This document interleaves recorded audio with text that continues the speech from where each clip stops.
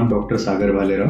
मैं Wockhardt cancer institute में surgical oncologist हूँ। आज हम बात करेंगे सर्जिकल ऑन्कोलॉजिस्ट क्या होते हैं और surgical oncology as a speciality. Cancer को ट्रीट करने के लिए जनरली 3 प्रकार का ट्रीटमेंट हमें पता होता है, जिसमें सर्जरी, कीमोथेरेपी और रेडिएशन का ट्रीटमेंट होता है। तो आज हम बात करेंगे सर्जरी के बारे में। सर्जिकल ऑन्कोलॉजी ये जो स्पेशलिटी है वो कैंसर के हर प्रकार की सर्जरीज में ट्रेंड होते हैं। उसमें वो अपना हेड नेक कैंसर हो, ब्रेस्ट कैंसर हो, थायराइड कैंसर हो, गायनेक कैंसर, पेट का कैंसर, हर प्रकार का जो सॉलिड ऑर्गन कैंसर होता है उसको सर्जिकली रिमूव करने के लिए ट्रेंड होते हैं। हमने कब सर्जिकल ऑन्कोलॉजिस्ट को मिलना चाहिए?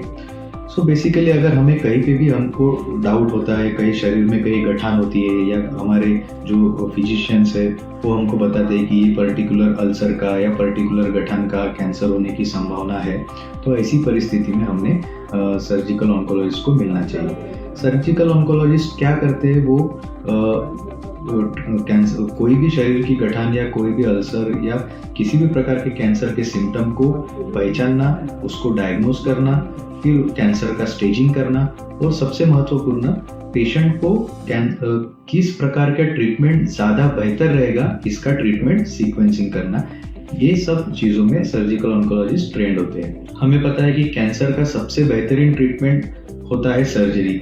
अगर हम किसी भी कैंसर को सर्जरी करके निकाल पाए तो उसके क्योर होने के चांसेस काफ़ी मात्रा में बढ़ जाते हैं। उसके लिए कभी कभी हमारे पास अर्ली स्टेज में कैंसर के पेशेंट आते हैं, तो उनको जनरली हमको डाउन स्टेज या कीमोथेरेपी का ट्रीटमेंट देने का ज़रूरत नहीं पड़ता है, तो हम उनका डायरेक्टली सर्जरी करते हैं। कोई पेशेंट अगर एडवांस स्टेज में आता है या लोकली एडवांस स्टेज में आता है तो हम उनको डाउन स्टेज करने के लिए, उनको वो गठान ऑपरेबल बनाने के लिए, क्या सर्जरी योग्य बनाने के लिए हम उसको कीमोथेरेपी या कोई कैंसर्स में रेडिएशन थेरेपी का भी ट्रीटमेंट देके उसको कम कराते हैं। बेसिकली कोई भी कैंसर का ट्रीटमेंट करने का गोल ये सर्जरी होता है कि सर्जरी करके अगर हम उस कैंसर को निकाल पाए तो उस कैंसर के दुरुस्त होने का चांस बहुत ज़्यादा मात्रा में बढ़ जाता है। तो अगर आपको कहीं पे भी शरीर में गठान या कोई अल्सर जो बहुत दिनों से है और दुरुस्त नहीं हो रहा है, तो आप हमें संपर्क कर सकते हो